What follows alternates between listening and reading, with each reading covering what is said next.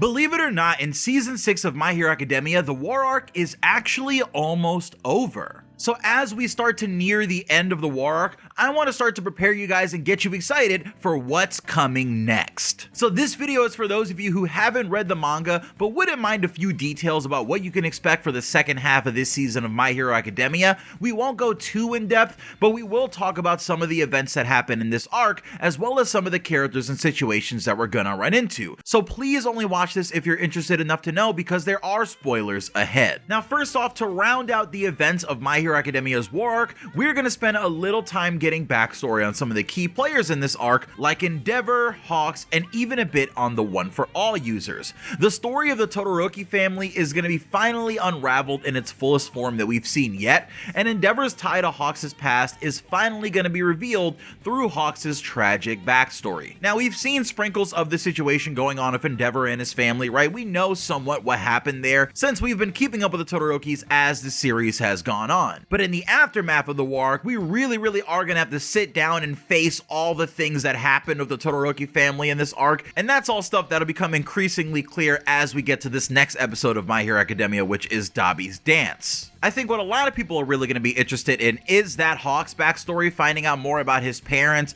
the situation of how he got into the Public Hero Safety Committee and how he became the kind of hero that he is that's used for spy missions and stuff like that. That is really interesting, and we are going to learn quite a bit about the number 2 hero. Also in this arc, we'll finally learn about the status of Bakugo's wounds and whether or not he, or Deku for that matter, will be okay after what they suffered in this arc at the hands of Shigaraki. This is what begins to take us away from the aftermath of the arc into Season 6's second story arc, circling all around Deku. And that's where this video really begins, because the next major arc that we're going to be covering in the My Hero Academia anime is known by many names in the fandom, from the Villain Hunt arc to the Dark Deku arc, or mainly the Deku Black arc. In it, we see Deku facing the reality of the situation and realizes that as the current holder of One for All, he poses a significant danger to the rest of his friends, given that Shigaraki has searched and can hunt Deku down at any moment. And in this arc, let me tell you, without going into detail, expect to see Deku at his lowest point in the entire series. In this arc,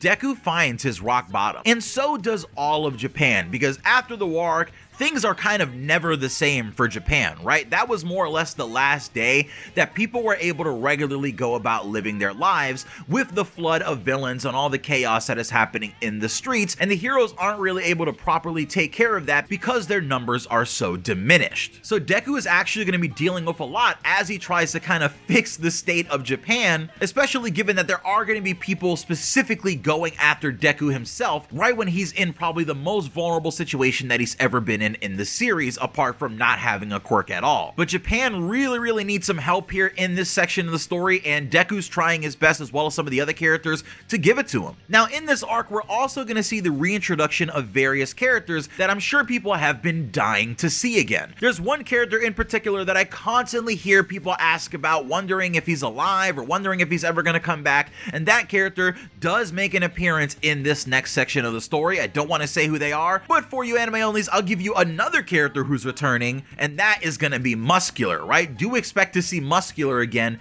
in this next arc of My Hero Academia, and that's not even where it stops, right? There's a lot of villains that we've seen in the series previously who do make reappearances in this section of the story to varying different levels of importance. So really expect to see the unexpected here. You'd be shocked at who you're going to end up seeing in this arc. This is also the arc where All For One truly steps out as a villain to be feared, and Deku is the closest he's ever been to number 1 hero in many ways, by the fact that he's working here directly alongside the top heroes in this arc, like Endeavor, Hawks, and Genist. The One for All secret has never been harder to guard than it is in this arc, with Shigaraki outright mentioning One for All as he clearly hunts for Deku in the war arc, like we saw when Endeavor was like, "One for All? What's that?" The secret of just what is going on with our student hero will be harder and harder to keep in this arc. Is it finally time to let the cat out of the bag? And what does the public think when they see Deku operating as a hero? The rumors are that there's a person out there with multiple quirks and no one can tell if they're a hero or a villain. but they're taking out All For One's henchmen and they're fighting the fight. But others worry that the figure has even worse intentions than the ancient villain. Also expect My Hero Academia Dark Edition because a significant portion of the Deku Black arc takes place at nighttime, meaning we'll finally hear an end to the constant complaints about My Hero Academia's blue sky background, and maybe we'll actually get some really nice looking scenes because My Hero Academia does tend to look better at or after sundown in Japan.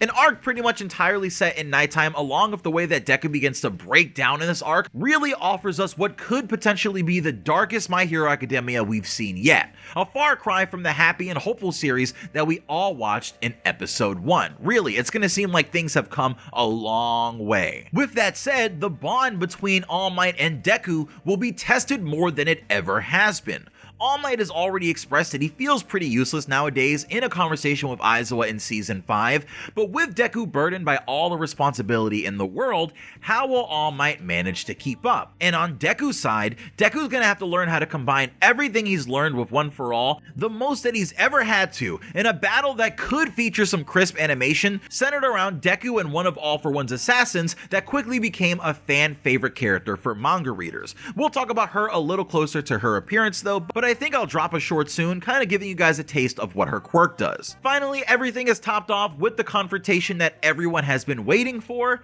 Deku and Bakugo really need to talk out some of the issues that have been lingering ever since their childhood. And in this arc, we not only see Deku's character changing and developing quite a bit, the same can be said for other characters, but none more than Bakugo, who really has his moment in this arc that will surely get the timeline on Twitter talking when it happens, since it's a moment many fans in this series have been waiting for a long time. Now, although this is the second part of the season, I don't think that just with the material left in the Deku Black arc will have enough to close out the season. But instead of talking about what comes after the Deku Black arc or what might, I'll save that for another video. So you guys gotta get this one to 1,500 likes, and I'll be back to tell the story of when America's #1 hero came to meet Deku and found Shigaraki waiting for her instead. Star's quirk absolutely breaks the world of My Hero Academia, and I do think we'll probably be seeing it this season, but I want to be sure based off how long the aftermath of the war arc is in the anime, so let's see how things develop. This is Pineapple, I love you guys, and I'll see you later. Spoilers for My Hero Academia chapter 375 are already available on my channel, so you can just click the last video that I uploaded before this one, or the card in the top right, or it's going to be in the description. And yeah, stay posted on the channel for more videos soon. I'll see you guys later. I'm beginning to feel like a rap god. Peace.